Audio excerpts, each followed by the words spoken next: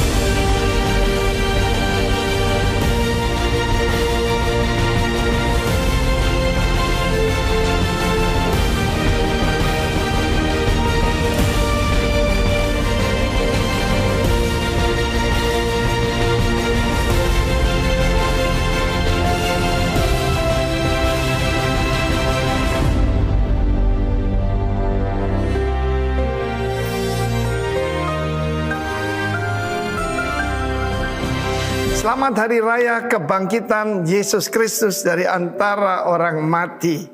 Salah satu hal yang paling dianggap luar biasa dan kontroversial adalah berita tentang kebangkitan dari antara orang mati. 1 Korintus 15 menjelaskan dengan jelas. Ada orang yang mengatakan tak mungkin ada kebangkitan orang mati. Itu membuktikan our God is a living God. Kita lihat bagaimana Yesus bangkit sebagai manusia. He's God man. Dan dia dibangkitkan karena Roh Kudus yang ada dalam dirinya. Dia dibangkitkan oleh Sang Bapa. Bukti apa yang dia katakan itu semuanya benar. Kalau Yesus tidak dibangkitkan dari antara orang mati, percumalah seluruh kepercayaan kita. Karena itu saya memberikan kita selamat, karena di bangsa Indonesia menulis hari ini adalah kebangkitan Yesus Kristus. Haleluya. Bukan lagi Paskah. Paskah sebetulnya itu dari kata Pesah, dan itu bukan perayaan yang hari ini, tapi waktu dia disalibkan sebagai domba Paskah. Karena itu saudara yang kasih, jangan lagi yang berkata Happy Easter. Ya, jangan lagi berkata happy Easter, jangan lagi ngajak anak-anak cari telur kelinci yang tidak ada hubungannya. Beritakan yang benar, yaitu Yesus Kristus sesungguhnya bangkit dari antara orang mati. Perayaan ini sebetulnya adalah tanggal 17 bulan Nisan. Kita tahu bahwa pada saat itu sejak abad keempat kita dipisahkan daripada perayaan-perayaan Yahudi Israel. Tetapi kita harus mengerti apa yang dikatakan firman Allah, bahwa sesungguhnya dia betul-betul mati, benar-benar mati, benar-benar dikuburkan, benar-benar bangkit, dan benar-benar naik ke sorga, dilihat oleh 500 pasang mata. 1 Korintus 15 menjelaskan, kalau kita tidak percaya adanya kebangkitan, berarti kita belum mengalaminya. Karena kuasa kebangkitan itu seperti tema kita hari ini, yaitu the power of His resurrection. Adam yang pertama mati, tetapi Adam yang kedua, maksudnya Yesus Kristus, berasal dari sorga. Puji namanya. Karena itu saudara yang kasih Tuhan, mari bersukacita, bersukaria, karena kalaupun kita mengalami kematian tubuh ini, kita akan dibangkitkan dengan tubuh kemuliaan seperti Yesus yang tidak bisa rusak, tidak bisa mati, dan tidak lagi, saudaraku, ya terbatas ruang dan waktu. Indah sekali, luar biasa. Seperti kupu-kupu yang keluar dari kepompong. Kita harus mengalami kematian untuk mengalami kebangkitan. Tapi ada juga, kalau Yesus datang kembali dan kita yang masih hidup, kita akan sekejap diubahkan. Saya memang mempersiapkan juga, tentu saja ada makam yang harus disiapkan. Tetapi saya harapkan saya tidak usah pakai itu, karena kedatangan Tuhan Yesus sudah tidak lama lagi akan datang di tengah-tengah kita. Jadi jangan sekali-kali percaya hoax yang mengatakan tidak mungkin ada kebangkitan orang mati. Kalau kita dalam hidup ini saja yang sementara ini berharap pada Kristus, firman Allah mengatakan kita adalah orang yang paling malang dari semua manusia. Bayangkan, tidak boleh mencuri, tidak boleh berzina, tidak boleh macam-macam. Saudaraku mengikuti perintah Tuhan, tapi tidak ada kebangkitan orang mati. Itu sesuatu yang sia-sia, saudara. Karena itu saya menyampaikan sekali lagi, selamat Hari Raya Kebangkitan. Dan roh Allah yang di dalam kita, yang juga dalam Kristus, yang membangkitkan Kristus dari antara orang mati, akan membangkitkan juga tubuh kita yang fana oleh rohnya, roh kebangkitan itu. Tuhan memberkati kita. Haleluya. Amin.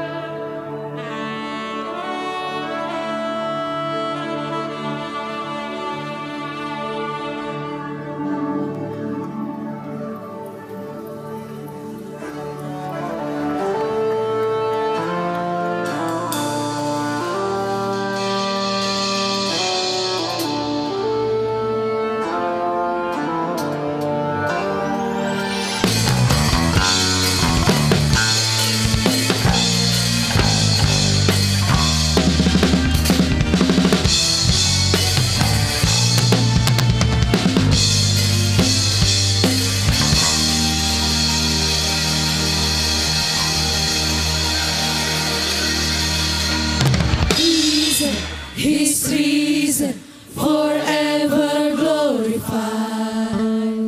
Risen, He's risen. King Jesus is alive. He's risen, forever glorified. glorified. Risen, He's risen. King Jesus is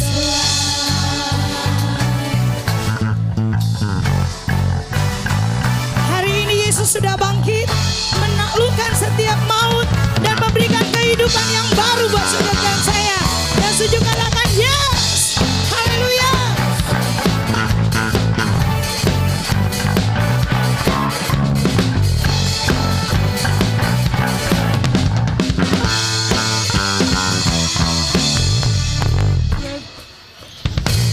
Where are you now?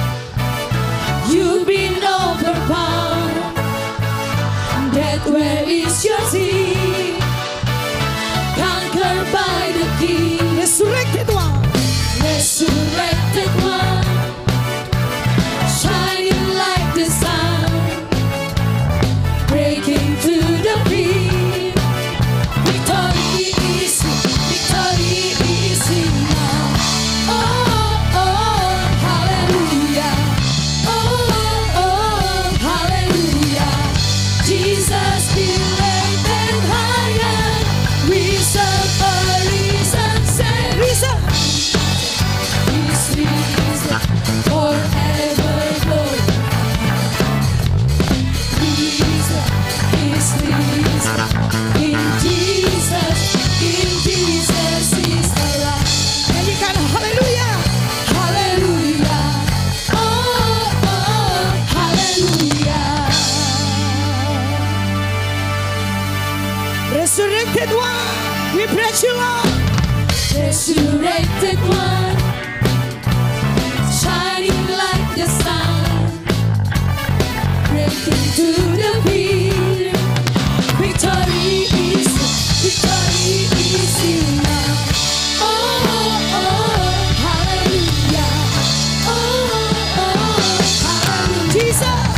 Jesus be lifted higher. We serve a risen Savior. Jesus is risen forever, Lord. He's risen. He's risen. In Jesus Risen. He's risen forever, Lord. He's risen. He's risen. In Jesus is alive. Kuasa yang membangkitkan engkau ada di dalam diri setiap kami Tuhan. Kita percaya kita menaklukkan bukan karena kita bisa, tapi karena Dia yang sudah bangkit hidup dalam diri kita. Amin. Amin. Kuasa yang sama. Haleluya. Same power, the same power that crushed the enemy. Same power, the same power, the same power lives. The same power. Same power, the same power that crushed the enemy. Oh, the same power. Same power, the same power, the same power lives. The same power. Same power, the same power that crushed the enemy. Same power, the same power, the same power. Power, the same power that crushed the enemy.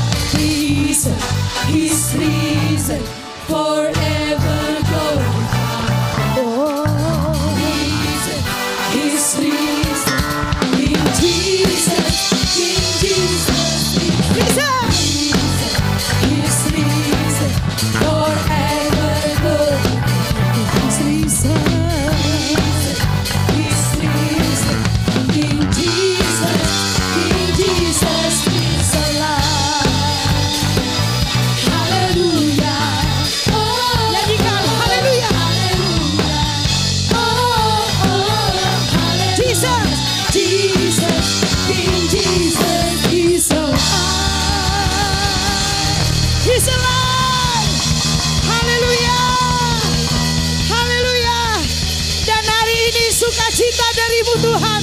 Penuh atas setiap kami gerejamu. Merayakan kebangkitan Yesus bagi setiap kita.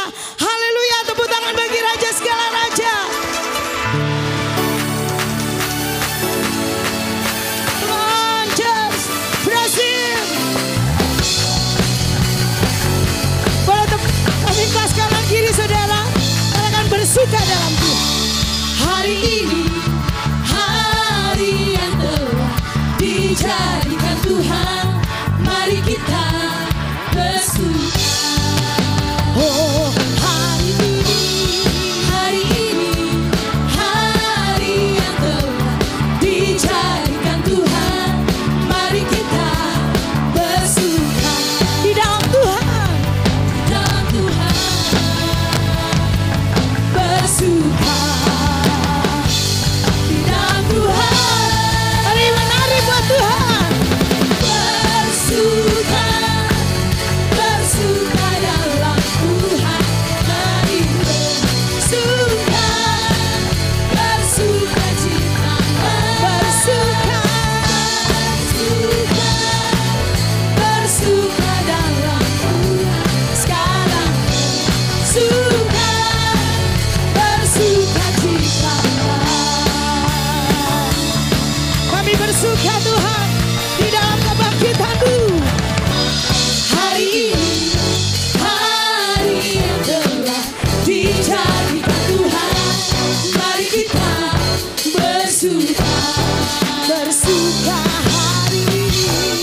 Hari ini, hari yang telah dijadikan Tuhan, mari kita bersuka. Hanya di dalam-Mu Tuhan. Dalam Tuhan, Bersuka bersuka. dalam Tuhan. Dalam Tuhan, Waktu bisa. bersuka. Bersuka dalam Tuhan, mari bersuka. Bersuka cita. Bersuka. Bersuka. Bersuka dalam Tuhan. Sekarang bersuka. Bersuka cita. Oh, bersuka. Bersuka. Bersuka.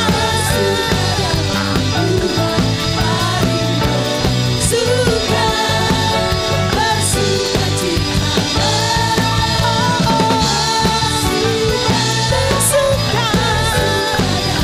Sekarang.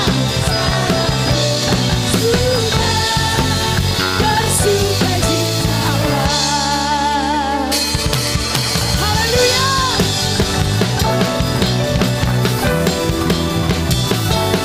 Mau ditaklukkan, kuasa dari Yesus diberikan. Sebab itu kami bersuka di dalam-Mu.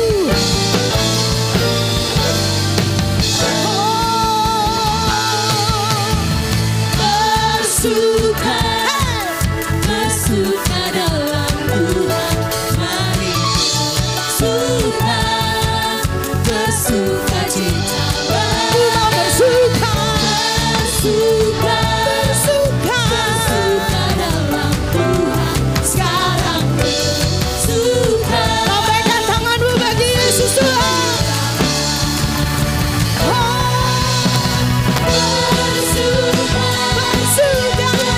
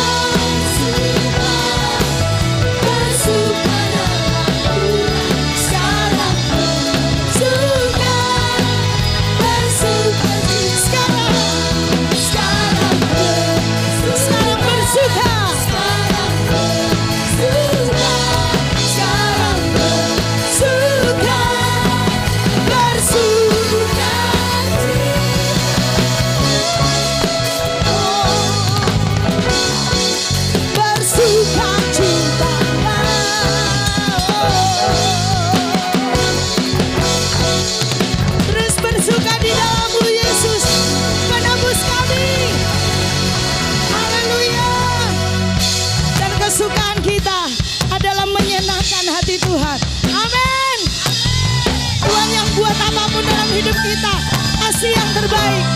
Pasti yang terbaik buat kita.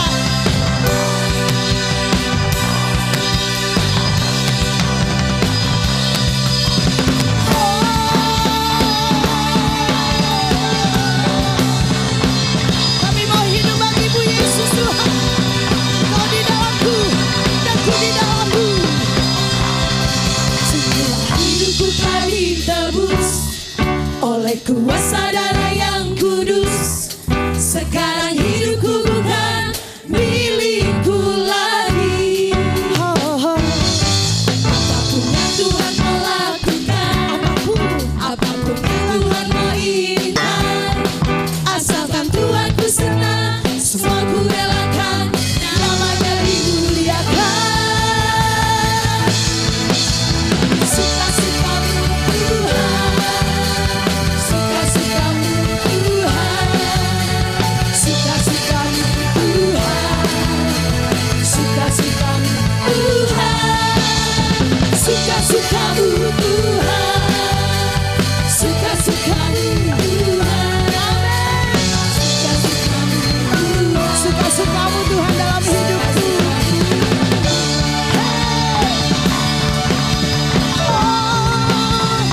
Suka-sukamu.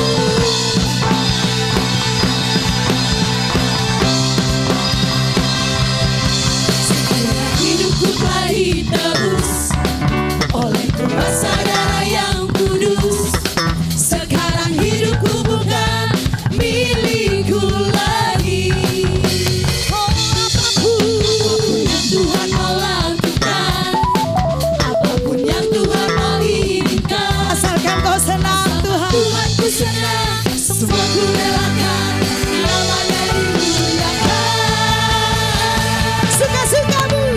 Suka-sukamu Tuhan, suka-sukamu Tuhan, suka-sukamu Tuhan, suka-sukamu Tuhan, suka-sukamu Tuhan, suka-sukamu Tuhan, suka-sukamu Tuhan, suka-sukamu. Bangga kerajaan Allah yang mau menyenangkan dia. Katakan. Sukamu.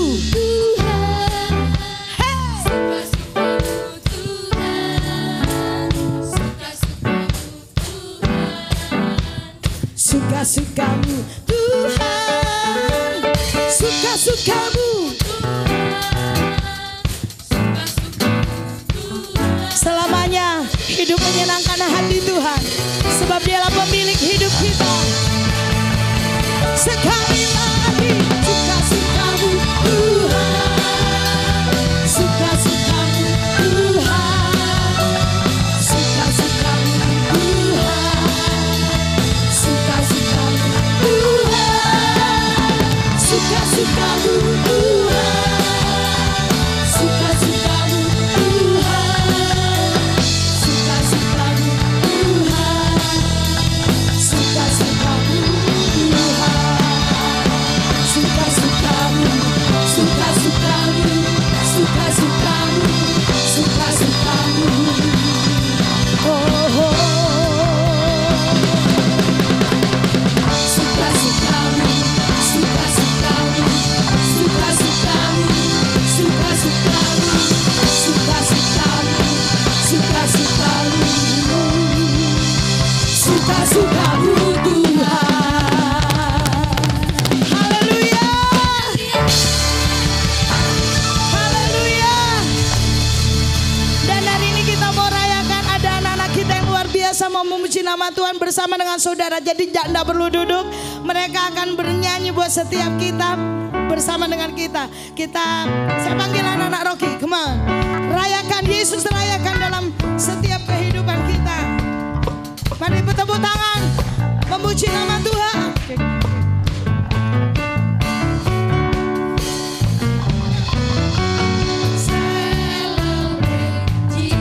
Kita ikuti gerakan mereka ya.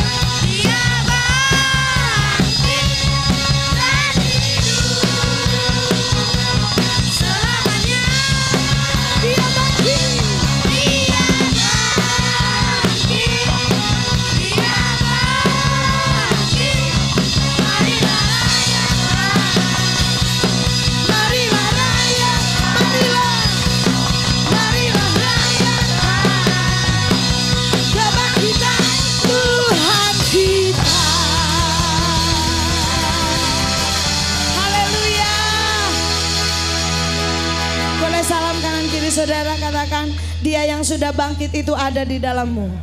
Dia yang sudah bangkit ada di dalammu. Dan kuasa kebangkitannya yang membuat setiap hidup kita tetap bergelora untuk kita menyenangkan hati Tuhan. Kuasa kebangkitanmu ada dalam diri kami Tuhan. Haleluya.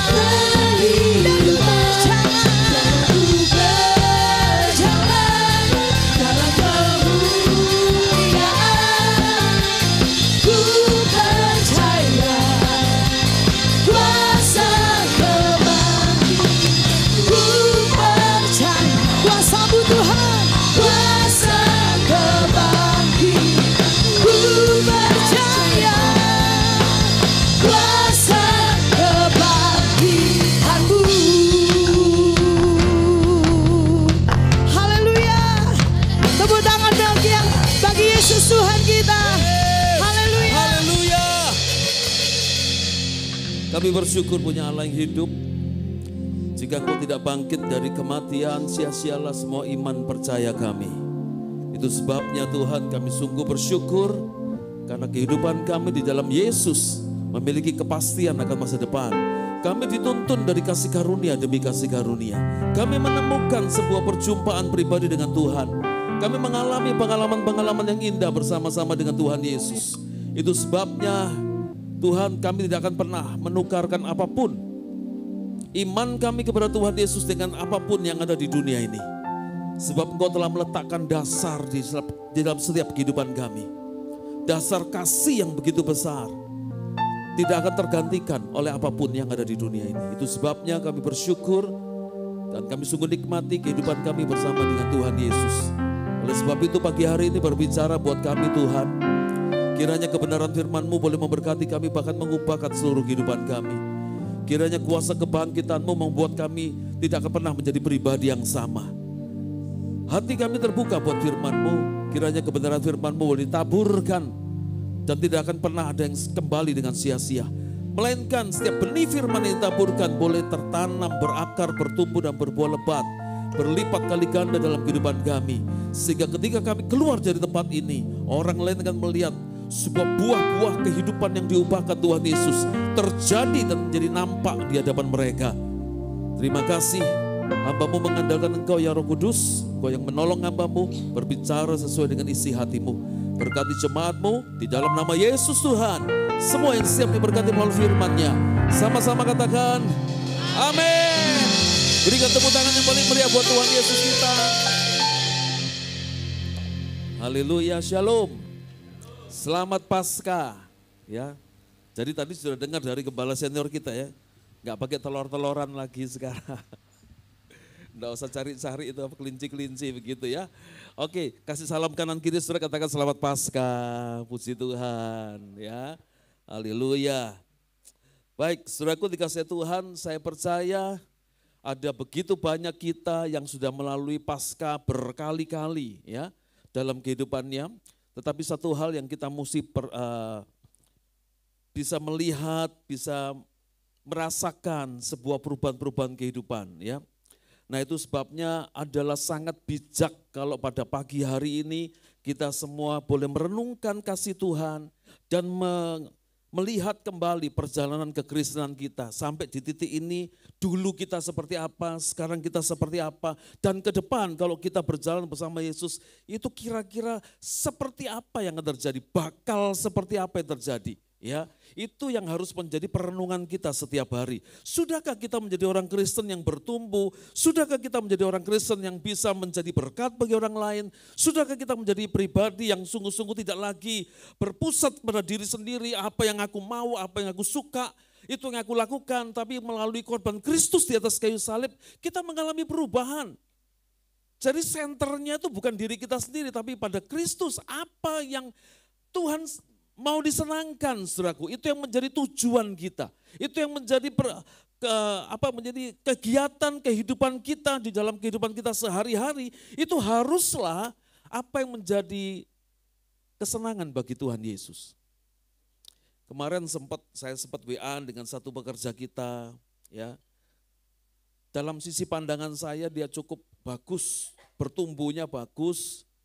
Dia kalau sampaikan firman di doa pagi dalam sebuah perenungan singkat di dalam fellowship ya, para gembala komsel, saudaraku, itu bagus sekali dia menguraikan khotbahnya. Ya, kemudian kita mulai jadwal dia untuk di cabang, ada satu gereja yang sedang kita bina pada hari-hari ini dan saya kirim dia ke sana. Dia katakan jujur Pak, saya ini lebih nyaman kalau di sekuler. Lebih nyaman kalau bisa memberitakan Injil melalui kehidupan saya di dalam jalur bisnis yang saya tekuni. Jadi saya ini tidak nyaman kalau disuruh khotbah di depan jemaat gitu saudaraku. Dan kemudian saya kuatkan dia, saya katakan begini saudaraku, hidup ini bukan tentang kita, tapi tentang apa yang Tuhan mau. Ya, hidup tentang kita sudah selesai. Sudah selesai ketika kita menerima Yesus sebagai Tuhan dan Juru Selamat kita. Kita tidak ngomong lagi apa yang aku mau, apa yang aku suka. Kalau aku mau begini, aku melakukan begini. Aku suka begini, aku lakukan. Apa yang aku suka, itu sudah selesai buat kita orang-orang percaya. Yang setuju katakan amin. Ya, begitu kita menerima Yesus sebagai Tuhan dan Juru Selamat kita, maka yang terjadi itu adalah apa yang menjadi kehendak Allah. Nah seringkali saudaraku apa yang menjadi kehendak Allah itu bertolak belakang dengan apa yang menjadi keinginan daging kita. Saya bilang sama dia kesaksian saya, 25 tahun yang lalu saya lebih suka ada di sekuler, saya punya bisnis, saya pelayanan, nyaman buat saya. Tidak perlu mesti jaga sikap, jaga hati, dan bagaimana menjaga perasaannya orang lain. Saya ngomong A ya A yang saya lakukan. Saya tegas dengan karyawan saya bilang, oke kamu sudah salah, selesai kamu di sini. Bisa, kenapa? Saya punya aturan di perusahaan yang saya pimpin. Tapi di gereja saya tidak bisa begitu. Saya mesti menahan diri, saya mesti berusaha memahami orang lain. Nah orang lain suka relawan, saudaraku. Tidak dibayar seperti karyawan saya pada waktu dulu. Itu tidak mudah. Secara daging rasanya tidak nyaman hidup seperti itu. Ya, apalagi kemudian orang banyak bicara begitu, oh ya pendeta hamba Tuhan itu kan hidup karena belas kasihan kita. Kalau kita tidak ngasih perpuluhan hidup dari mana dia? Gitu saudaraku. Ya kan? Saya bilang saya hidup dari Tuhan, Tuhan bisa kirim burung gagak untuk kasih saya makan.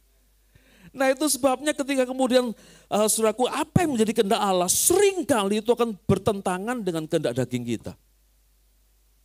Nah itu sebabnya pada pagi hari ini kita belajar. Ya, saya seringkali dalam khotbah saya katakan begini saudaraku. The real life begin at the end of your comfort zone. Kehidupan yang sesungguhnya, sekali lagi saya ulangi ya, kehidupan yang sesungguhnya dimulai dari akhir zona nyamanmu. Itulah kehidupan yang sesungguhnya. Dengan kata lain, saudaraku dikasih Tuhan, selama kita itu menikmati dan terus bergelut dengan zona nyaman kita, itu bukan kehidupan yang sesungguhnya. Karena Tuhan akan terus membawa kita naik ke tempat yang lebih tinggi. Dulu kami 20 tahun di Lumajang, 17 kali pindah tempat, waduh sengsara saudaraku. Bongkar pasang alat musik, hari ini di sini, besok minggu depan bisa di tempat yang lain. Kadang-kadang tidak sempat dikasih tahu sama pemilik gedung, pemilik tempat, Jumat dikasih tahu, Minggu dipakai orang lain Pak, ada yang sewa. Jadi Bapak mesti pindah ke tempat yang lain. 2 hari kami mesti kabarin jemaat. Itu pergumulan tersendiri, saudara. Struggle-nya luar biasa. Sampai kadang-kadang ada di sebuah masa, kalau kita mau masukkan barang untuk setting semuanya ini, itu baru bisa masuk di atas jam 12 malam. Karena nggak ada tempat lagi yang bisa dipakai pada waktu itu. Akhirnya pakai sebuah resto yang ada karaoke-nya, saudaraku. Sudah yang penting di mana kaki kita melangkah, kita bawa nama Yesus, tempat itu berubah jadi kudus. Itu iman kita begitu sudah. Nggak peduli tempatnya seperti apa. Karena terang akan selalu mengalahkan kegelapan. Ya, dan kemudian jam 12 malam masuk semua barang, baru selesai setting jam 3, jam 4 pagi. Pulang ke rumah setelah sebentar mandi-mandi, berangkat ke gereja lagi jam 6. Jam 7 kita mulai ibadah. Jam 6 kita mulai persiapan, doa bersama dan sebagainya. Ada masa-masa seperti itu. Nah begitu selesai masa ini, sekarang kita sudah punya gedung lagi, gedung yang baru, gedung tempat ibadah yang permanen, itu pergumulannya beda lagi. Dan saya bilang begini, setiap kali saya berangkat dari rumah, mau ke gereja, saya lihat gedung yang sudah Tuhan berikan, anugerah yang sudah Tuhan berikan dengan cara yang ajaib. Saya bilang gini, saya tahu ini bukan tujuan. Saya tahu ini cuma sarana untuk saya bisa lebih lagi menyenangkan hati Tuhan. Jadi ternyata saya mesti keluar dari mana zona nyaman itu, saudara. Sudah punya gedung. Gedungnya bagus katanya orang. Ya bagus sih menurut saya juga. Mewah, saudara. Minta maaf, enggak pamer, enggak sombong, mewah. Mepet sawah maksudnya. Sampai akhirnya Tuhan mulai bukain jalan bahwa kita enggak bisa. Cuma sekedar mengagumi, wih bagus ya, wih musik pujiannya, wih ibadahnya bagus ya, waduh fasilitasnya keren ya, waduh gedungnya bagus ya. No. Kekristenan bukan soal fasilitas. Kekristenan adalah bagaimana sikap hati kita bersama dengan Tuhan. Itu sebabnya jangan pernah datang beribadah untuk cari fasilitas. Untuk cari siapa nih yang khotbah, wah keren yang khotbah, oke datang, kalau enggak. Itu bukan kekristenan yang sesungguhnya. Nah itu sebabnya kita belajar dari Rasul Paulus pada pagi hari ini. Ya. teong. Oh, kok gak bisa bergeser? Ya, itu ya. Dikatakan begini di Filipi 3:10, yang ku kehendaki ialah mengenal dia dan kuasa kebangkitannya dan persekutuan dalam penderitaannya, di mana aku menjadi serupa dengan dia dalam kematiannya. Katakan amin. Rasul Paulus itu memiliki perjalanan kehidupan yang sangat luar biasa. Ya, dari seorang yang membenci Yesus dan semua pengikut-pengikutnya, berubah menjadi orang yang cinta Yesus dan rela hidup berkorban, hidup menderita untuk melakukan apa yang menjadi kehendak Allah. Sehingga kalau kita melihat ayat ini, saudaraku, kayak nggak umum gitu loh. Ada orang punya keinginan seperti ini kayaknya nggak umum. Ya, orang itu kepinginnya begini, yang ku kehendaki ialah sebuah pengagungan, orang hormat kepadaku. Namaku terkenal masyhur, aku punya kekuasaan, jabatan, kekayaan yang melimpah. Itu keinginan-keinginan orang pada umumnya, saudaraku. Ya. Tetapi yang dikehendaki oleh Rasul Paulus ini beda. Mengenal dia dan kuasa kebangkitan, persekutuan dalam penderitaannya. Halo, siapa di dunia ini yang mau menderita? Hidup menderita, terus siapa yang mau? Betul ya? Bilang sama sebelah, bro, kamu mau bro? Nggak ada orang yang mau menderita, saudaraku. Itu sebabnya kita benar-benar respect dan kepingin tahu. Curious kita ini muncul ketika Rasul Paulus ngomong begini sama jemaat di Filipi. Kok bisa ya orang ini seperti itu? Di mana aku menjadi serupa dengan dia dalam kematiannya. Nah kita tahu 12 rasul ya, tinggal 11 itu saudaraku. Semua matinya tidak ada yang enak. Pengikut Kristus. Rasul-rasul itu. Ada yang dimasukkan minyak yang panas, digoreng, saudaraku. Petrus disalibnya terbalik dan sebagainya. Ada lagi yang ditarik sama kuda ke kanan dan ke kiri, pecah jadi dua badannya. Dan sebagainya. Semuanya matinya mengerikan. Ya. Tetapi kenapa mereka itu bisa menghadapi semuanya itu dengan tegar, dengan kuat. Tidak goyah sama sekali imannya. Saudaraku, zaman sekarang ini penderitaan kita, tantangan kita sudah bukan model-model begitu. Tapi ada banyak lagi hal-hal yang lebih mengerikan daripada itu. Yang penderitaannya bukan cuma di tubuh jasmani, tapi bisa membawa kita binasa di dalam kematian kekal. Ini yang bahaya. Nah saya dikirimi teman video yang kalau nggak salah saya bagikan pada ya di grupnya Jember. Ya, ada yang tanya begini, ChatGPT, kalau kamu jadi iblis apa yang kamu mau lakukan buat gereja Tuhan? Gitu saudaraku. Pertanyaannya, keluar jawabannya. Apa sih nggak bisa dijawab sama GPT sekarang ini, betul enggak saudaraku? Semua kita bisa tanya di situ, tapi ya enggak semua benar. Jadi hati-hati, mesti dikontrol ya, difilter juga ya.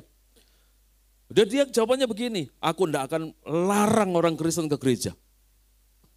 Aku tidak akan halangi dia ke gereja. Tapi aku akan bikin dia sibuk dengan kesibukannya sendiri, sehingga dia enggak punya waktu secara pribadi dengan Tuhan. Termasuk sibuk pelayanan.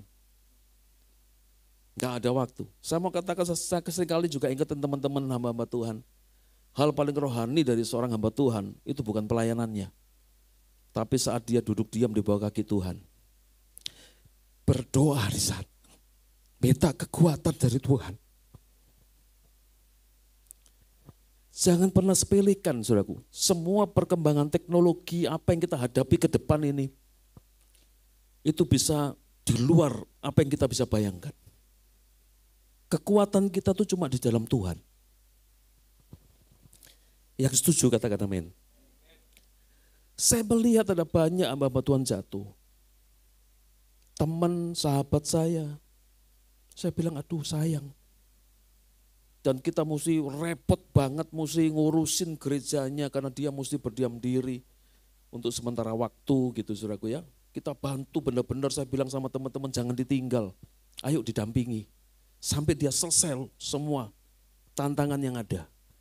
Masalah yang ada selesai. Ayo didampingi, ayo diurus bareng di gereja ini. Jemaat-jemaatnya kasihan. Gitu saudaraku. Jadi ternyata iblis tuh mainnya enggak kasar lagi kayak dulu.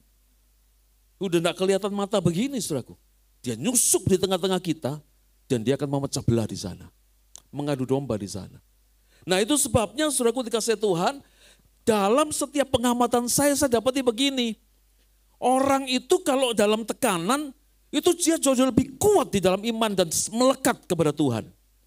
Tetapi ketika dia mengalami semua kelimpahan, dia berhasil, dia sukses, semua yang dia inginkan tercapai, itu seringkali jauh dari Tuhan. Tidak lagi melekat kepada Tuhan. Nah saya berdoa saudaraku, karena Tuhan itu memiliki kerinduan ya yang sangat besar, lebih besar daripada kerinduan kita untuk memberkati kita. Tuhan itu sangat ingin dan hobinya itu memberkati kita. Tuhan ingin supaya semua yang dia janjikan itu dia bisa genapi dalam setiap kehidupan kita. Tuhan ingin semua yang dia ciptakan, yang dia sediakan itu dinikmati oleh umatnya. Itu kerinduan Tuhan. Jauh lebih besar dari kerinduan kita sendiri. Tetapi Tuhan tuh melihat apakah kita sudah siap diberkati, dipercaya. Nah itu yang dia tunggu, saudara. Nah oleh sebab itu dari pengamatan saya sebagai hamba Tuhan, maka saya dapati ternyata orang itu akan kuat imannya ketika dia dalam tekanan. Dan itu juga yang membuat kita semua tidak boleh a priori dengan yang namanya masalah. Karena terkadang masalah diizinkan Tuhan untuk membuat kita kuat. Dan apa yang kita doakan supaya masalah itu pergi, saudaraku ya. Tuhan lalukanlah masalah ini. Itu kadang-kadang nggak dikabulkan oleh Tuhan. Tuhan Yesus sampai berdoa 3 kali di Taman Getsemani. Ya, saya mau katakan bahwa Taman Getsemani itulah awal kemenangan Yesus. Puncaknya di kayu salib, awalnya di Taman Getsemani. Waktu dia berhasil mengalahkan dirinya sendiri. Waktu dia kemudian dengan rendah hati taat kepada kehendak Bapaknya. Itulah kemenangan yang sesungguhnya. Nah saudaraku pada waktu dia berdoa, jikalau mungkin lalukanlah cawan daripadaku, tapi biarlah kehendakmu yang jadi.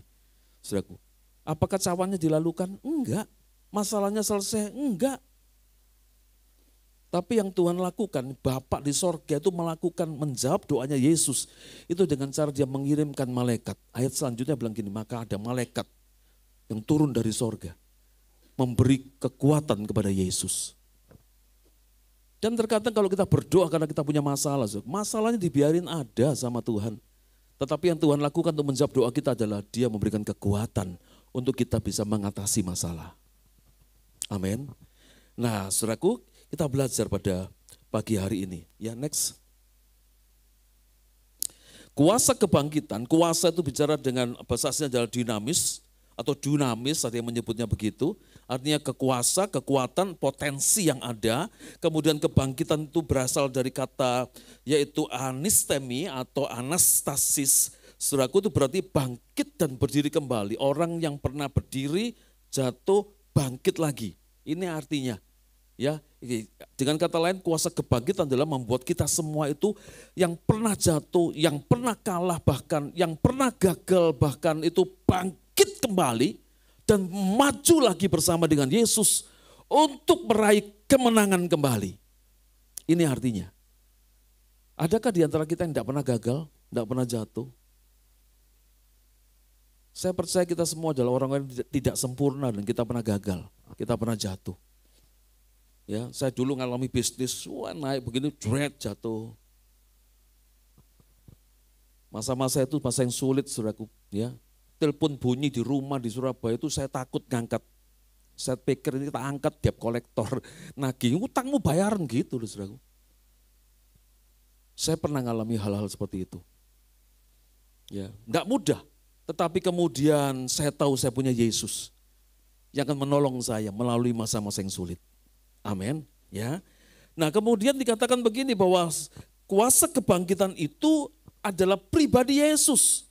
Saudaraku ya, bangkit dari tidur, bangkit dari kematian. Itu arti kata dinamis anastasis. Ya. Jadi contohnya begini, Yohanes 11:25, akulah kebangkitan dan hidup. Ya, Yesus berkata seperti itu. Dan dikatakan ego eimi he anastasis kai he soe. Jadi kita melihat begini bahwa yang namanya kebangkitan itu terjadi setelah mengalami kematian, setelah mengalami kejatuhan, setelah mengalami kegagalan, bangkit kembali. Yang orang lain melihat jatuh, gagal, saudaraku dikasih Tuhan, maka itu akan menjadi sebuah awal mula kebangkitan yang membawa kemenangan. Dulu gereja kita itu suka diejek, yang di Lumajang, apa gereja gak jelas, hari ini di sini, besok di sana. Apa Pak Latif itu, gitu saudaraku. Ya, saya enggak pernah tahu, dengar langsung, tapi ya pada akhirnya setelah di sini banyak cerita, iya Pak dulu tuh begini. Saya pikir Bapak ini orang yang enggak mau bergaul sama orang, ya eksklusif, sombong gitu saudara.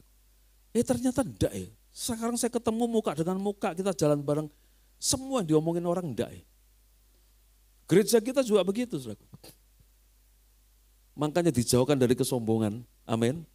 Tapi Tuhan akan membela umatnya. Dia putar balikkan keadaan kami di Lumajang.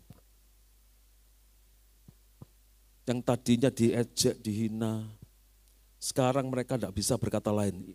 Ada Tuhan yang menopang kami. Tidak usah bela diri seperti Tuhan Yesus. Waktu Tuhan dibawa ke kayu salib, difitnah, dikata-katai, diejek, apa saja, dia diam. Kemarin saya khotbah di Lumajang, saya katakan, Yesus yang diam dengan tangan yang terikat, dikasih mahkota duri. Diamnya Yesus tuh bisa memperdamaikan Pontius Pilatus dengan Herodes. Yang tadinya mereka bermusuhan, mereka jadi bersahabat. Wis tidak usah kakek ngomong, ada Yesus di dalam diri kita, kehadiran kita memperdamaikan setiap orang. Saudara tahu tentara yang nusuk lambungnya Yesus. Alkitab tidak menuliskan secara jelas namanya, tetapi kitab-kitab apokrif, yaitu kitab-kitab yang tidak termasuk dalam kanon ya, yang tidak terukur oleh bapak-bapak gereja pada waktu itu. Yang 66 kitab yang kita punya ini sudah dikanonisasi ya, yang di luar itu. Dan semua literatur-literatur yang ada menuliskan namanya itu Longinus. Longinus itu centurion, kepala perwira pemimpin pasukan yang melihat, memimpin prosesi penyalipan 3 orang yang ada di Bukit Golgota waktu itu. Dan dia ingin segera cepat pulang, makanya dia tusuk lambungnya Yesus dengan tombak. Dan ketika dia melihat cara mati Yesus seperti itu sampai semua gelap dan semua terjadi gempa dan sebagainya, dia berkata begini, memang dia anak Allah. Sejak itu dia berubah, bertobat dari yang tadinya membenci Yesus, tidak peduli sama Yesus. Jadi seorang yang cinta Yesus dan jadi pemberita Injil. Gereja-gereja Katolik dan Ortodoks Timur menyebut dia sebagai santo, orang sucinya mereka. Bermula dari sebuah perjumpaan dengan Yesus. Yesus ngomong, enggak ngomong apa-apa sama dia. Darah dan air yang muncrat keluar tuh kena wajahnya, kena seluruh kehidupannya, dan yang paling penting membasuh hatinya. Dan dia berubah. Pastikan saudara semua pagi hari ini, mengizinkan darah Yesus membasuh hatimu. Supaya engkau menjadi orang yang punya hati yang bersih, hati yang murni, menjadi orang-orang yang sungguh-sungguh mengalami pertobatan sejati dan mengalami perubahan kehidupan di dalam Yesus. Nah, saudaraku dikasih Tuhan, next. Ya, kuasa kebangkitannya itu memberikan kemenangan atas dosa dan maut, saudaraku. Ini yang pertama kali dideklarasikan Yesus di atas kayu salib itu, bahwa kematiannya itu membawa kemenangan. Katakan bersama saya, kematiannya membawa kemenangan. Kematiannya itu yang dilihat oleh orang-orang yang lain sebagai satu pribadi yang gagal, yang kalah, dan yang terkutuk, karena terkutuklah orang yang mati di atas kayu salib itu, dikatakan oleh firman Tuhan seperti itu. Saudaraku dikasih Tuhan, tetapi sesungguhnya di balik semuanya ini, Yesus meraih kemenangan. Memberikan sebuah pelajaran berharga buat kita, bukan cuma sekedar kita tahu, kita mengerti, kita paham bahwa kematian Yesus membuat kita mengalami kemenangan atas dosa, bukan cuma itu saja, itu bagus, itu luar biasa kalau saudara memahami pengertian ini, bahwa kita bisa hidup, diselamatkan, mengalami kehidupan kekal di kerajaan sorga, bukan karena kuat dan gagah kita, tapi karena kematian Yesus di atas kayu salib, amin. Tetapi di balik semuanya ini, saudaraku, milikilah pengertian, bahwa apa yang tampak di depan orang itu bukan yang sesungguhnya, bukan yang sebenarnya. Tetapi apa yang ada di balik itu, itulah yang akan menjadi sesuatu yang kebenaran yang akan terjadi. Yang di luar begini belum tentu benar, Tetapi yang di dalam sini itu akan menciptakan kebenaran yang pada akhirnya bisa mengubah yang di luar. Yang ngerti katakan amin. Ya, orang lain, orang-orang yang tidak mengerti melihat ini kematian Yesus sebagai sebuah kegagalan. Orang lain dia selamatkan, dia tidak bisa menyelamatkan dirinya sendiri. Kan begitu toh, diejek sama orang seperti itu. Tetapi Yesus tetap diam, tidak membalas semua ejekan. Dia tetap melakukan apa yang dia harus lakukan. Melepaskan pengampunan ya kepada mereka semua yang sudah menyalibkan dia, kemudian memperdamaikan ya. Ibu inilah anakmu, anak inilah ibumu. Semuanya dipertemukan, diperdamaikan. Saudaraku dikasih Tuhan, dan pada akhirnya dia bicara tetelestai, it is accomplished, tugas sudah selesai. Itu dia ucapkan sebagai kalimat yang salah satu dari 7 kalimat yang diucapkan di atas kayu salib itu. Dan yang ketujuh dia bilang begini, ke dalam tanganmu kuserahkan nyawaku. Dia tidak mati karena disalib, saudaraku. Dia mati karena dia rela menyerahkan nyawanya ke dalam tangan Bapa. Amin. Dia mati bukan karena lembingnya tentara Romawi, dia mati bukan karena dia disiksa dan dipaku di atas kayu salib. Tapi dia mati dengan sukacita dan sukarela, karena itu yang harus dia lakukan, dia serahkan nyawanya kepada Bapa di sorga. Nah, saudaraku dikasihi Tuhan, itu sebabnya kematiannya memberikan kemenangan atas dosa dan maut, dan di balik itu semua kita tahu bahwa yang paling penting dalam kehidupan kita bukan apa kata orang. Yang paling penting bagi kita semua adalah apa yang Tuhan mau di dalam kehidupan kita untuk kita lakukan dalam hidup ini. Ya, oke, next. Yang kedua, saudaraku, kuasa kebangkitannya itu memberi jaminan kekal. Tidak ada satupun, maaf saudaraku, ya, agama apapun di dunia ini yang bisa memberikan jaminan kepada pengikutnya selain daripada Tuhan Yesus. Dia satu-satunya yang bisa memberikan jaminan ya kepada setiap pengikutnya, kepada setiap orang percaya. Kalau kita mengikut dia dengan segenap hati kita, dengan iman percaya kita, saudaraku, maka kita akan menemukan sorga dan kehidupan kekal. Jaminannya pasti, bukan mudah-mudahan. Ya. Nah, itu sebabnya kita tahu bahwa mengikut satu pribadi harus membuat kita itu mengerti bahwa kita tahu tujuannya kemana. Kalau kita mengikuti seseorang dan kita tidak tahu tujuannya kemana, orang itu juga tidak tahu tujuannya kemana, kita akan seperti orang buta menuntun orang buta. Betul ya? Kemarin saya dari Jepang sama istri, ya bukan buat ngelencer, tetapi kami sedang merintis sebuah perjalanan misi. Perjalanan misi ini agar supaya kita visi yang Tuhan taruh di hati kami ini bisa terjadi. Mengirimkan 30.000 misionari ke berbagai bangsa di dunia, juga ke suku-suku yang ada di Indonesia. Sudah kita berangkat, saudaraku. Tentu saja namanya perjalanan misi, tidak pakai tour ya kan, tidak ikut tour, tidak ada tour leadernya. Tapi justru kita pergi dengan orang yang memang pernah tinggal di sana, mamanya orang Jepang dan dia bisa menguasai bahasa Jepang. Bukan cuma bahasa Jepang, bahasa Brasil, bahasa Portugis, bahasa Inggris ya. Dan satu orang ini menjadi tim kita. Waktu berangkat ke sana, dia yang pimpin. Ayo kita sekarang ke sini. Kita datang ke gereja ini. Saya khotbah di gereja itu, saudaraku, diterjemahkan sama dia. Mayoritas itu komunitasnya orang Brasil yang tinggal di sana, yang bekerja di sana, dan kebanyakan peranakan, campuran Brasil Jepang. Dan ketika kita di sana, saya baru ketemu sama gereja-gereja kecil, karena gereja susah dicari di sana. Saya diajak pergi ke tempat-tempat yang memang enggak bakal ditunjungi sama tur-tur pada umumnya. Dan ternyata itu memang kesukaan kita. Kita kalau pergi memang lebih suka jalan sendiri. Konsekuensinya bisa lebih mahal sih.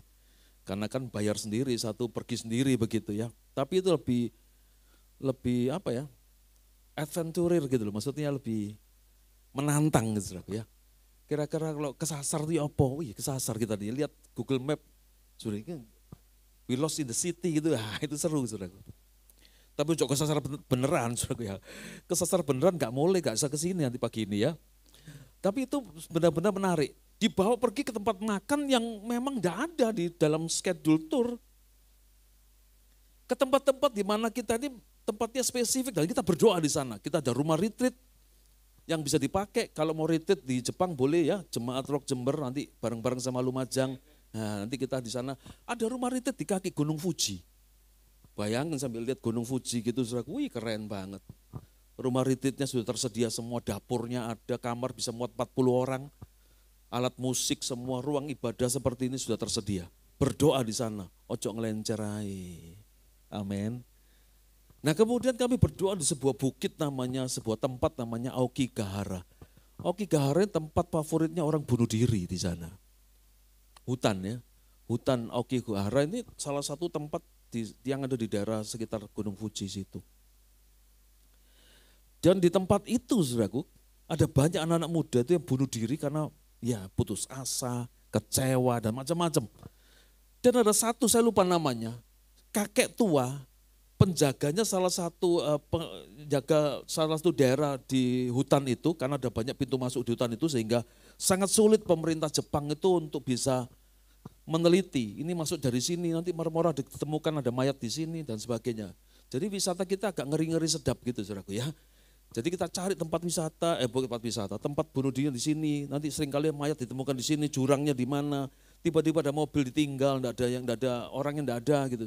Berhari-hari di situ. Akhirnya diambil sama pemerintah dan sebagainya. Nah si kakek tua ini punya warung kecil, dia tinggal di situ punya warung kecil dan seringkali dia sambil jaga wilayahnya dan dia lihat, tuh kalau ada mobil mencurigakan diam berlama-lama gitu, dia datengin. Kalau sudah ketemu sama kebanyakan anak-anak muda, ya anak-anak muda sudah mulai mukanya sudah selesai kehilangan cahayanya, ya nangis, kemudian seperti orang bingung, sudah di pinggir jurang sebegini-begini, saudaraku. Nah dia datang, didatengin anak muda ini, dia bilang, mau apa? Mampir dulu minum kopi di tempatku, minum teh yuk. Ini ada makanan kecil, ngobrol. Diajak, ya namanya orang sudah kehilangan ini ya, pikiran sehat begini, seperti orang linglung, diajak ya mau. Diajak ngobrol, dikasih makan pelan-pelan. Anak-anak seperti ini diselamatkan oleh kakek tua ini. Dan ternyata dicatat di situ tuh ratusan yang bisa diselamatkan. Dia bukan orang Kristen. Dia orang yang beragama lain, mayoritas yang ada di Jepang. Bagaimana dengan kita orang Kristen? Apakah kita bisa peduli dengan orang-orang yang punya keadaan seperti ini? Ada begitu banyak anak-anak muda atau mungkin orang-orang yang lain. Kecewa, kehilangan pengharapan, terluka hatinya. Menjadi kehilangan semangat di dalam kehidupannya. Rasanya sudah tidak kepingin hidup lagi, saudaraku. Apakah kita bisa menemukan orang-orang seperti itu di tengah-tengah kita ini, saudaraku?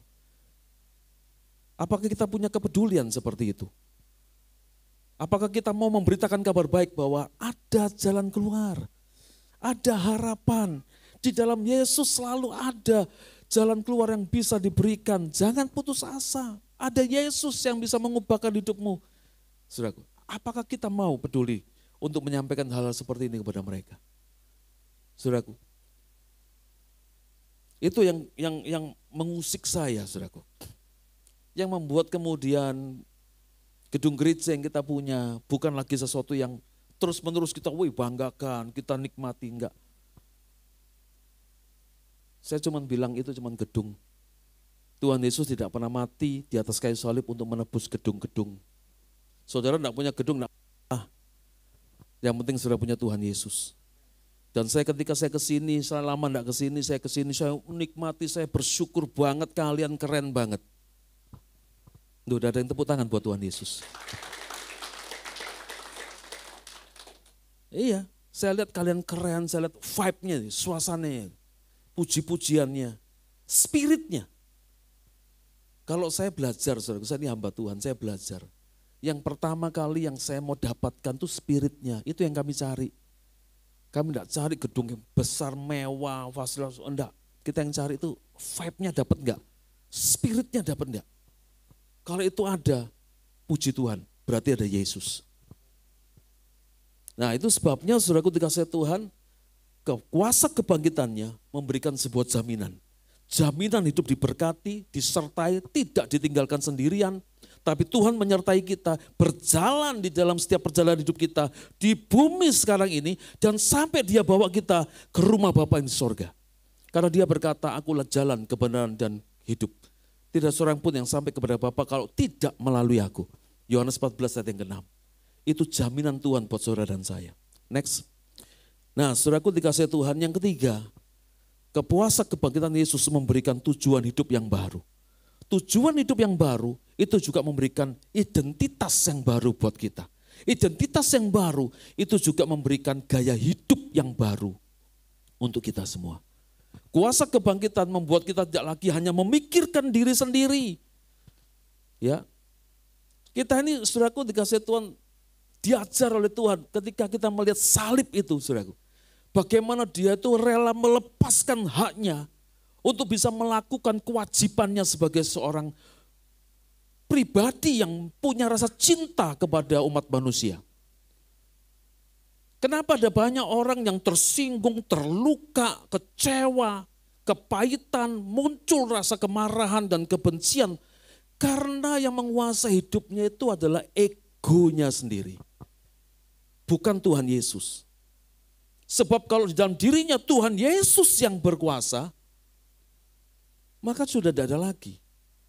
Saudaraku, yang namanya terluka, kecewa, itu semua karena dia terlalu memperhatikan dirinya sendiri. Tuhan itu diludahi loh saudaraku. Kalau yang meludahi orang lain itu tidak apa-apa. Orang lain tidak ngerti. Yang meludahi itu adalah umat tebusannya. Orang-orang yang dicintai. Bangsa pilihannya. Menolak dia. Itu paling menyakitkan. Ya, saya pernah jalan sama istri di Israel. Jalan di Jalan Via Dolorosa. Sebelum sampai ke Bukit Golgota ya, tempat Yesus disalibkan tapi versi Katolik ya. Jadi kan ada jalan kecil tuh, bukan jalan kecil, jalan di tengah-tengah kota Yerusalem kuno ya, jalan di situ.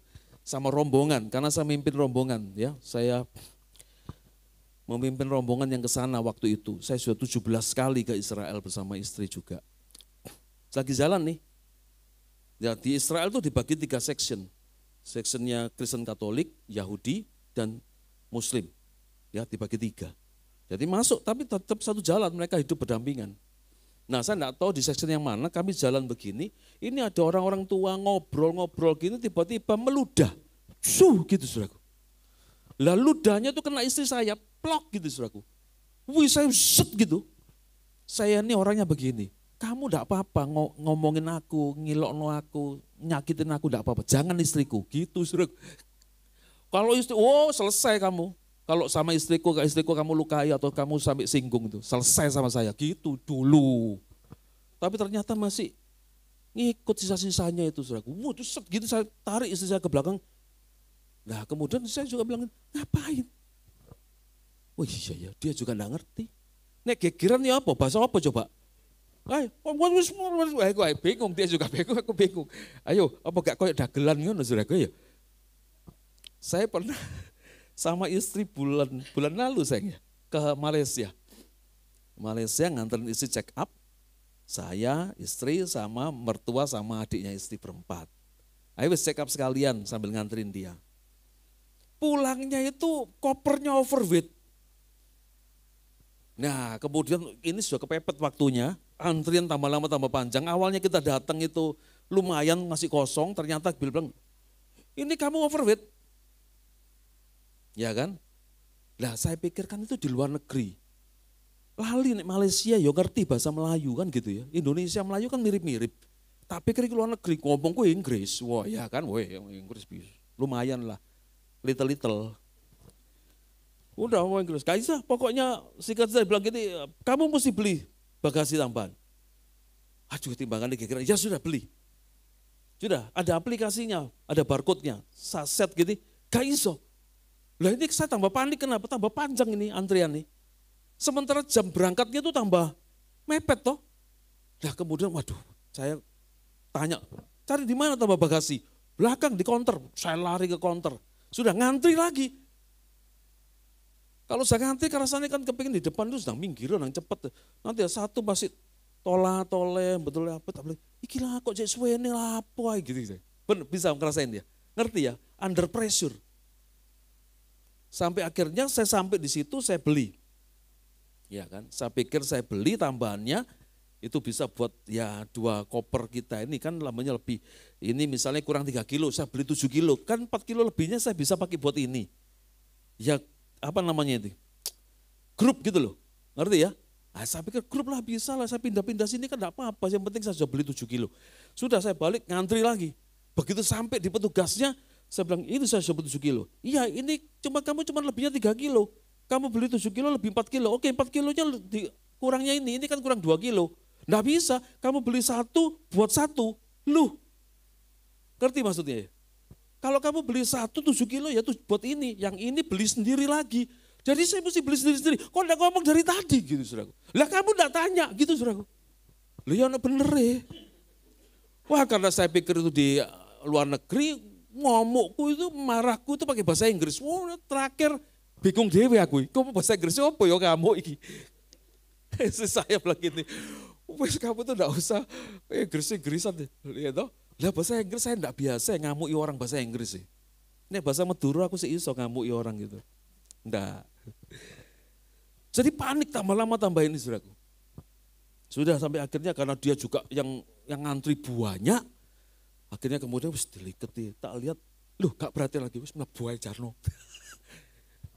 Dosa enggak ya? Loh aku sudah beli 7 kilo loh. Lebih daripada kelebihannya loh. Kelebihan cuma 4 kiloan waktu itu ya. Aku beli lebih.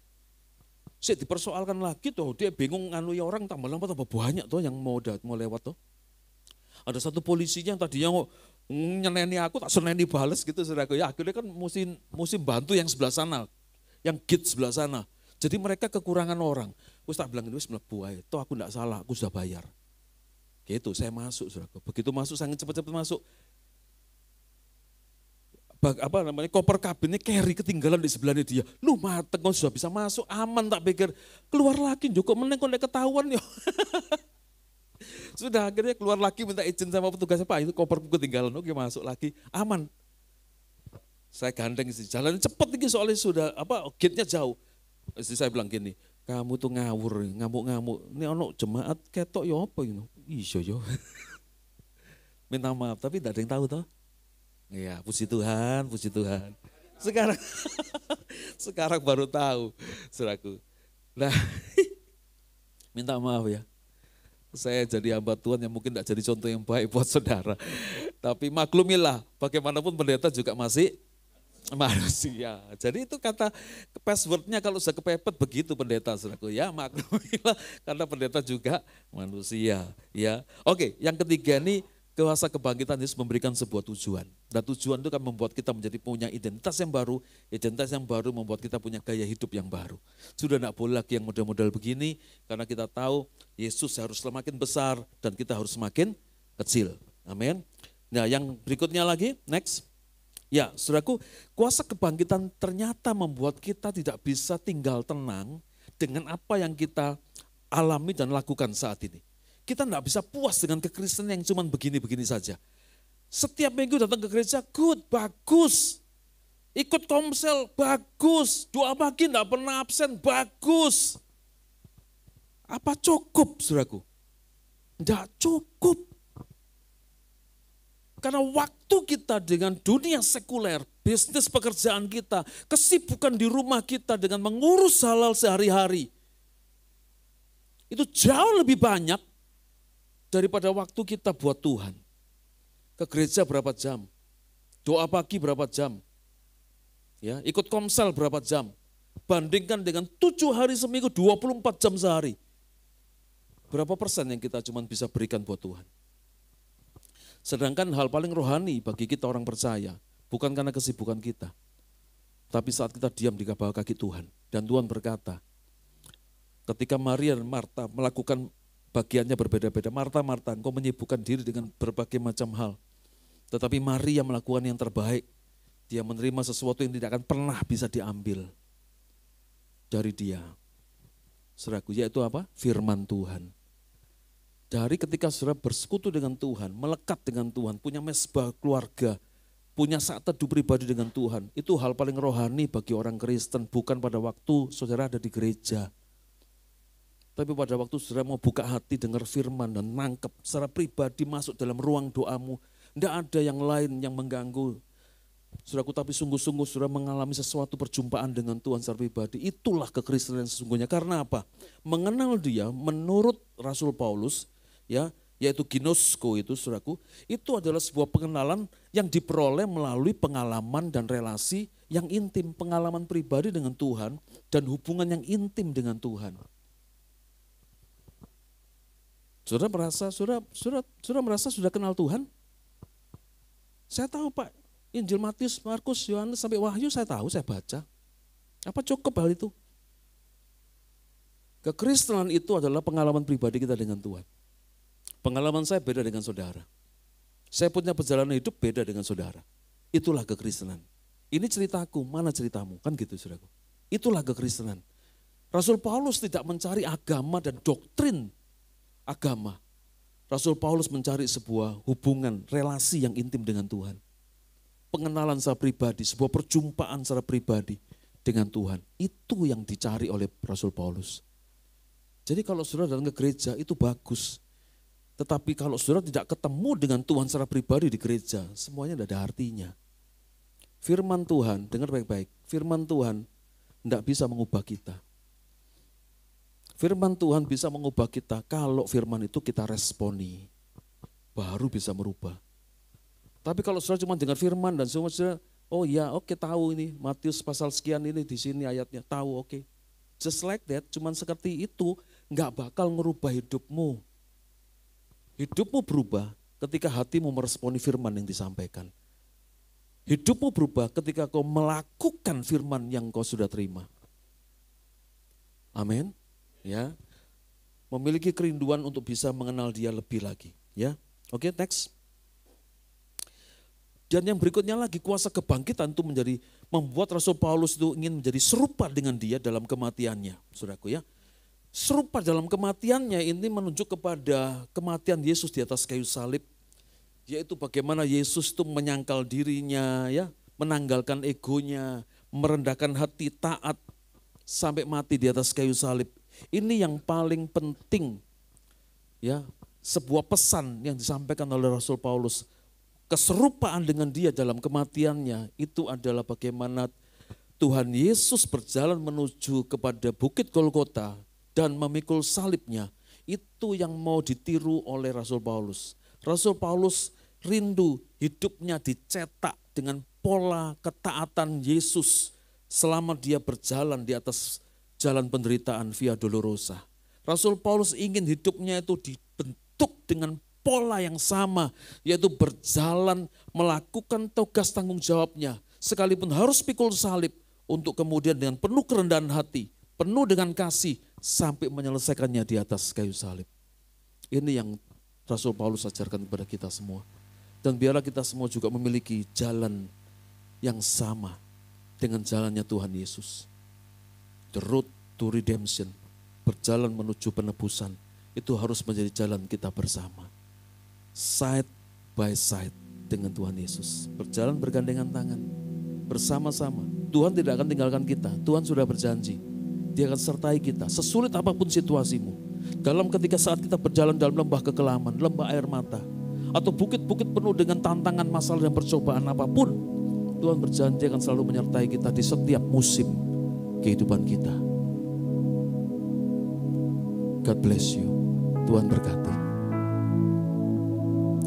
Kita tundukkan kepala, kita berdoa. Terima kasih buat firman-Mu Tuhan. Biarlah kuasa kebenaran-Mu boleh bekerja di tengah-tengah kami. Kuasa kebangkitan-Mu membuat hidup kami diubahkan. Terima kasih, kiranya Roh Kudus menolong kami untuk kami mengerti dan paham, untuk kami boleh menjalani kehidupan ini sesuai dengan kebenaran firman-Mu. Terima kasih ya Tuhan. Kiranya kehidupan kami boleh semakin mempermuliakan nama Tuhan. Kami mengerti bahwa kuasa kebangkitan-Mu mengubahkan hidup kami. Dan kami tidak akan pernah menjadi pribadi yang sama lagi. Mari ambil waktu beberapa menit ke depan ini saudaraku, untuk saudara mengucapkan komitmen yang baru. Membuat sebuah komitmen yang baru dengan Tuhan. Apa yang kau ingin lakukan, apa yang kau ingin ubah, Apa yang kau ingin tingkatkan di dalam kehidupanmu agar supaya semakin mempermuliakan Tuhan, semakin menyenangkan hati Tuhan dan berjalan dalam kehendak-Nya. Penuh ketaatan menyalibkan daging, penuh dengan kerendahan hati untuk terus berjalan, melepaskan hak dan lebih daripada itu melakukan kewajiban sebagai orang-orang percaya. Dan terus dilandasi dengan cinta, cinta yang besar, cinta yang kuat, rasa kasih yang kuat yang akan membuat kita bertahan sampai pada kesudahannya. Mari ucapkan komitmen yang baru. Ucapkan komitmen yang baru kepada Tuhan masing-masing saudara, pribadi lepas pribadi. Dan biarlah pagi hari dia mendengar orang-orang yang dia cintai, orang-orang yang dia telah tebus di atas kayu salib itu. Orang-orang yang baginya dia telah mencurahkan darahnya. Mengalami perjumpaan secara pribadi dengan Tuhan pagi hari ini. Dan berjanji untuk mengubah kehidupannya. Menempatkan Tuhan sebagai Raja. Menempatkan Tuhan untuk menjadi tujuan hidup dari kita semua. Bapa di sorga, apa yang perlu disampaikan sudah disampaikan. Dan apa yang perlu mereka dengar sudah mereka dengar. Roh Kudus menolong memeteraikan dalam setiap hati kami. Roh Kudus menolong kami untuk mengerti dan paham. Roh Kudus menolong kami untuk kami bisa melakukan dan mengaplikasikan semua di dalam kehidupan kami. Terima kasih Tuhan, kiranya segala hormat, pujian, kemuliaan hanya bagi nama Tuhan kekal selamanya. Dalam nama Yesus Tuhan, semua yang percaya sudah diberkati. Sama-sama kita katakan amin. Tepuk tangan yang paling meriah buat Tuhan Yesus. Kita akan masuk dalam perjamuan kudus. Bapak Ibu Saudara yang sudah dibaptis dan belum menerima anggur dan roti bisa angkat tangan untuk kemudian selanjutnya asyir melayani. Mari kita mempersiapkan hati kita. Kita mau renungkan firman yang sudah kita dengar dan membuat keputusan untuk kita mau hidup tetap percaya dan setia kepada Tuhan.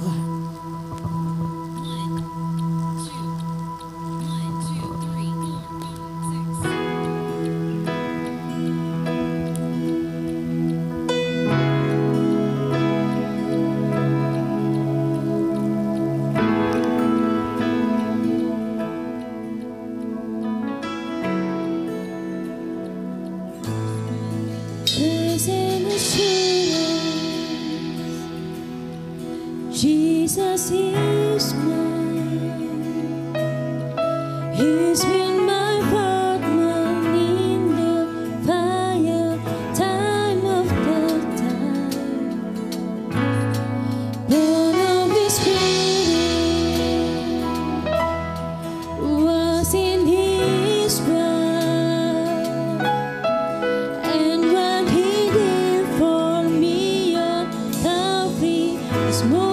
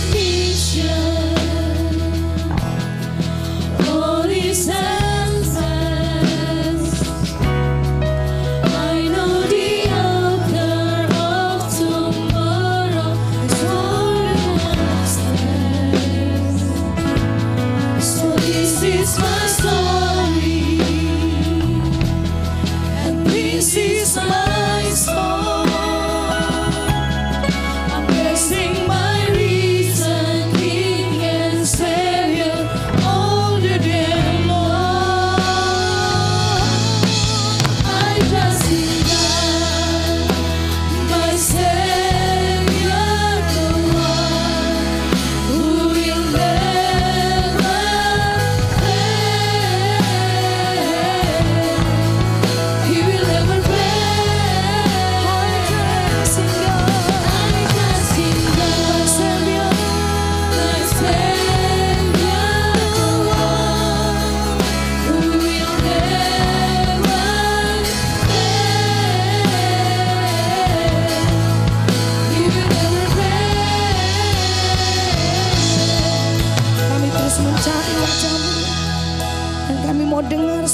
kuasa-Mu dalam hidup kami Tuhan, menuntun hidup kami. Yesus Tuhan.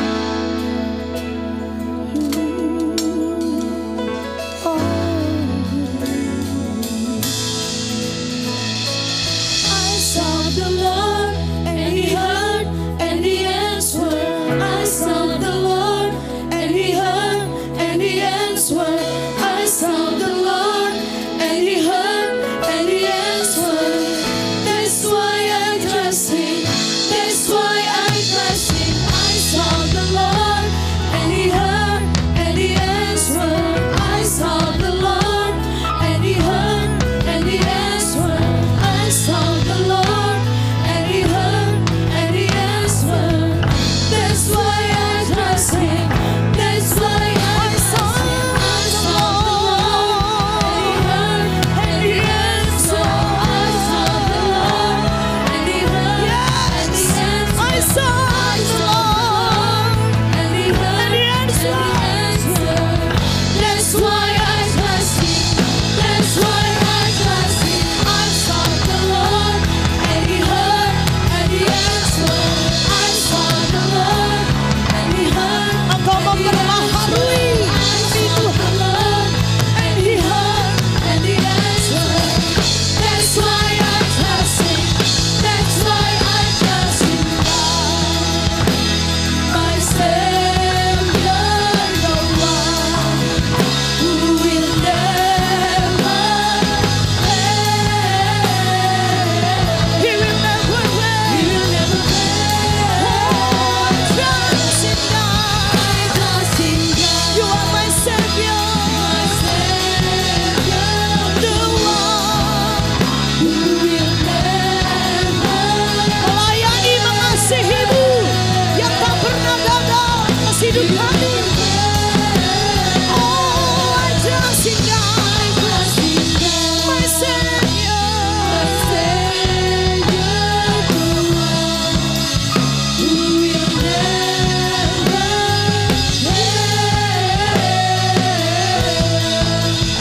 He will never fail. I sought the Lord, and He heard, and He answered. I sought the Lord, and He heard, and He answered. I sought the Lord, and He heard, and He answered. That's why I trust Him. That's why I trust Him. Haleluya.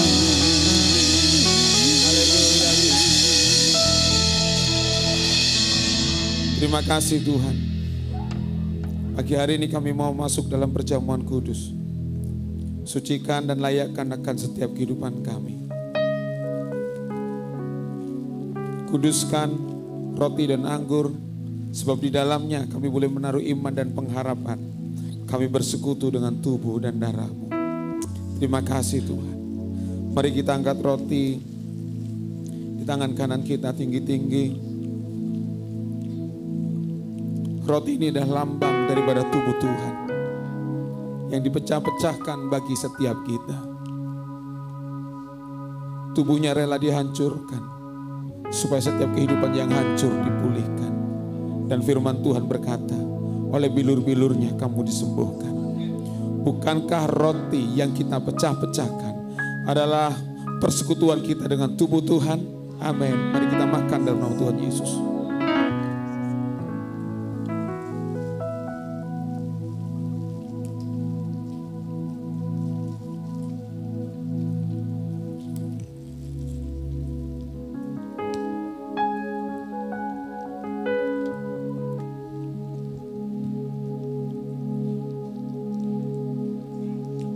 Mari kita angkat cawan di tangan kanan kita. Kita bersyukur buat darah yang dicurahkan buat setiap kita. Darahnya yang membasuh setiap dosa dan pelanggaran kita. Dan darahnya yang memeteraikan saudara dan saya menjadi miliknya. Oleh sebab itu, lewat perjamuan kudus ini kita diingatkan kembali untuk kita menggunakan setiap hidup yang sudah Tuhan berikan. Jangan lagi sia-siakan hidupmu, tapi pakailah hidupmu untuk kerajaan-Nya. Bukankah cawan pengucapan syukur yang atasnya kita ucapkan syukur adalah persekutuan dengan darah Kristus. Amin. Mari kita minum dalam nama Tuhan Yesus.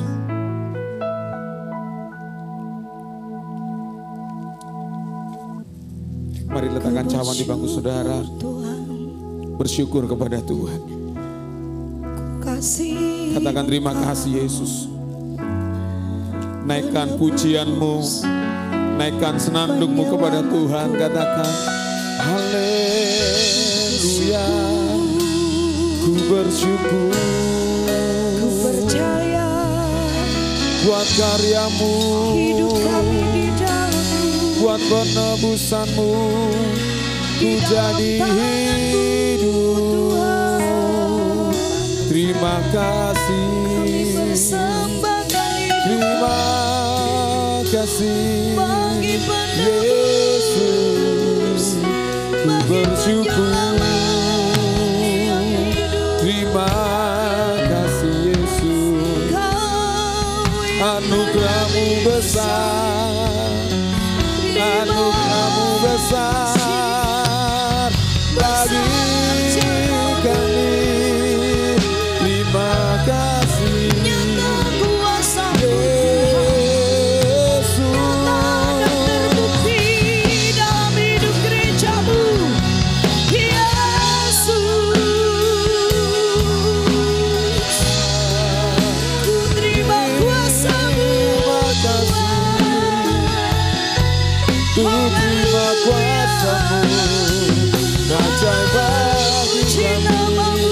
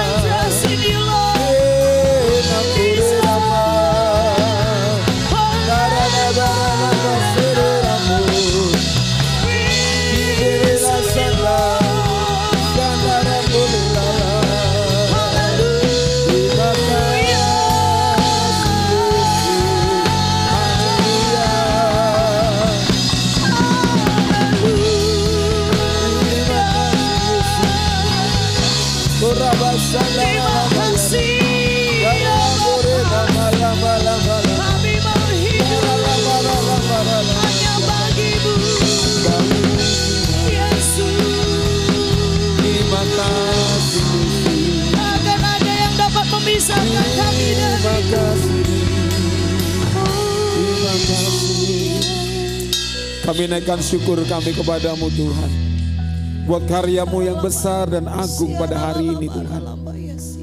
Kami boleh memperoleh kehidupan yang baru bersama dengan Engkau.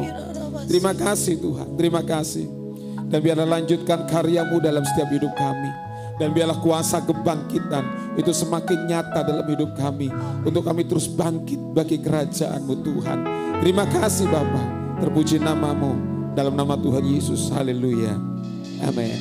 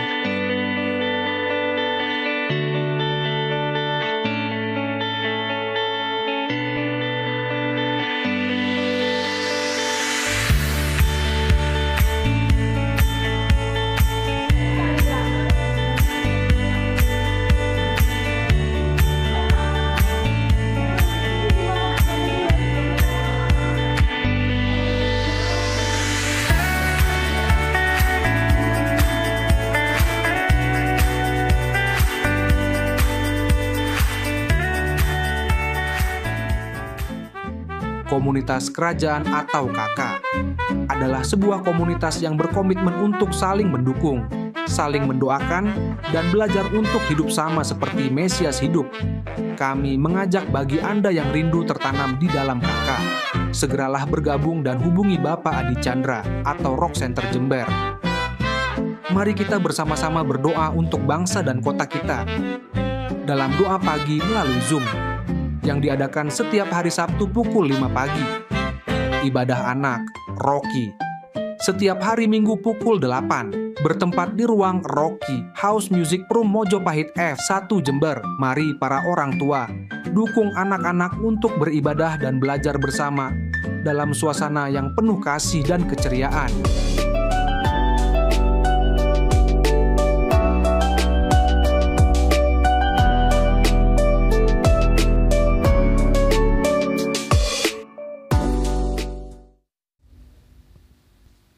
Haleluya, saudara diberkati, amin. Haleluya. Setelah ibadah ini selesai, saudara mohon untuk tidak pulang terlebih dahulu. Setelah usai saudara membawa persembahan saudara, kita akan foto bersama. Dan kemudian setelah itu kita akan fellowship dengan menikmati makan siang. Dan nanti makan siangnya itu ada telur. Tapi telur itu tolong dipahami itu bukan untuk memperingati Paskah. Tapi supaya menunya ini tidak lengkap kalau tanpa telur. Yang mau makan bilang asik. Haleluya. Gembala dan jemaat GB Rock Jember mengucapkan selamat datang kepada Bapak Ibu Saudara yang baru pertama kali beribadah di tempat ini. Kepada Bapak Ibu Aryawan, kami undang untuk bangkit berdiri dan kami sambut Anda sebagai keluarga dari kerajaan Allah.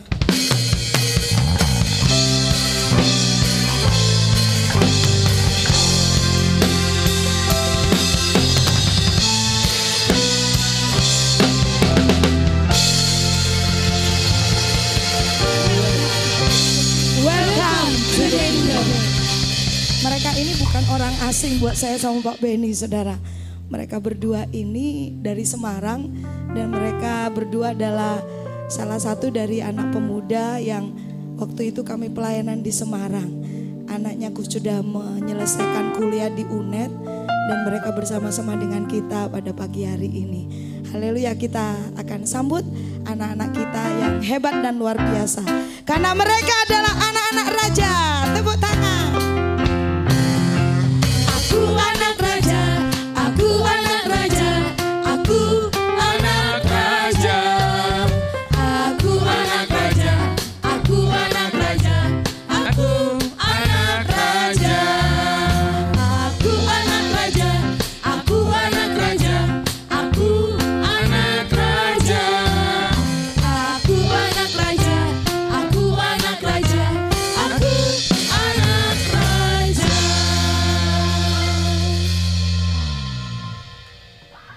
Mari para orang tua bisa berdoa bagi putra-putrinya. Demikian juga saudara yang beribadah secara online.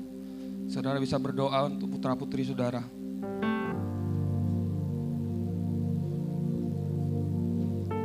Saya mengajak seluruh jemaat untuk mengulurkan tangan, mendukung apa yang orang tua doakan. Tuhan, pada hari ini Tuhan, hamba-Mu bersama jemaat-Mu di tempat ini mendukung apa yang orang tua doakan untuk putra-putri mereka Tuhan. Kami percaya Tuhan, di hari kebangkitan-Mu ini Tuhan, anak-anak kami, anak-anak yang luar biasa di dalam Engkau Tuhan. Engkau yang memberkati sekolah mereka, Engkau yang memberkati tumbuh kembang mereka Tuhan. Engkau terus yang memperlengkapi hidup mereka dengan Roh Kudus-Mu, roh keahlian, roh kepandaian, roh kecakapan di dalam segala aspek kehidupan anak-anak kami ini Tuhan. Itu yang Kau limpahkan di dalam kehidupannya Tuhan. Dan kami juga berdoa untuk para orang tua Tuhan. Kau terus yang memberikan kekuatan, hikmat, pengetahuan untuk terus membawa setiap anak-anak ini mengalami perjumpaan dengan Engkau Tuhan. Kami mengucap syukur Tuhan buat masa depan hidup mereka yang penuh dengan sukacita dan damai sejahtera di dalam Engkau Tuhan. Terima kasih Tuhan, di dalam nama Yesus kami berdoa, haleluya, amin. Amin. Mari warga kerajaan Allah bangkit berdiri.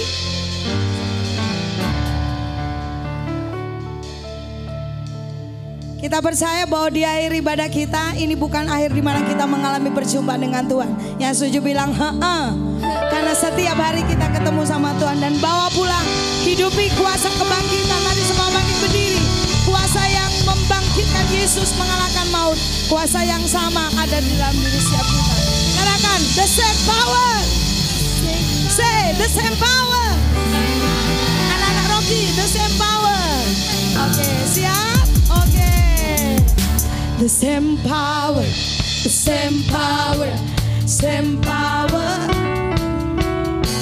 the same power, the same power, the same power lives in the same power, the same power, the same power, the same power that drives the enemy, the same power, the same power, the same power, the same power, the same power.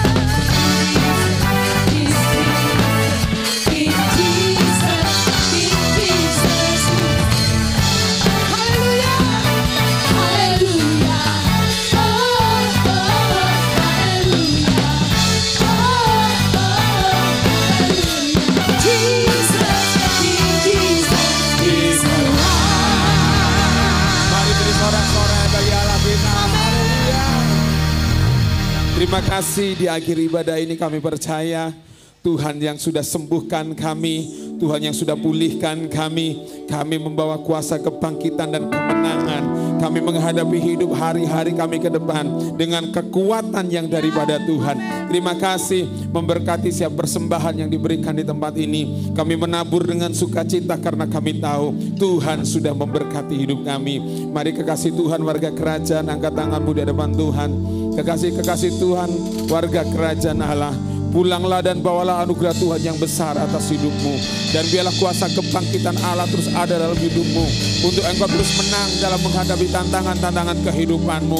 Kekuatan Allah yang melimpah-limpah itu ada dalam hidupmu. Bahkan hikmat yang daripada Allah menyertai engkau. Sehingga engkau dapat menanggung segala sesuatunya. Dan apapun yang kau kerjakan dengan tanganmu, Tuhan yang membuatnya berhasil. Diberkati keluarga dan rumah tanggamu. Diberkati usaha dan pekerjaanmu. Diberkati pendidikanmu, studi sekolahmu. Diberkati dengan hikmat yang daripada Tuhan. Dan kiranya senantiasa langkah-langkahmu disertai oleh Tuhan. Dan aku mengutus engkau menjadi perwakilan kerajaan Allah dimanapun engkau berada. Sehingga lewat hidupmu nama Tuhan dipermuliakan. Kiranya berkat anugerah dari Allah Bapa, Putra dan Roh Kudus mengalir dalam hidup kita sekarang sampai selama-lamanya. Di dalam nama Tuhan Yesus Kristus, semua yang diberkati dan berkemenangan berkata,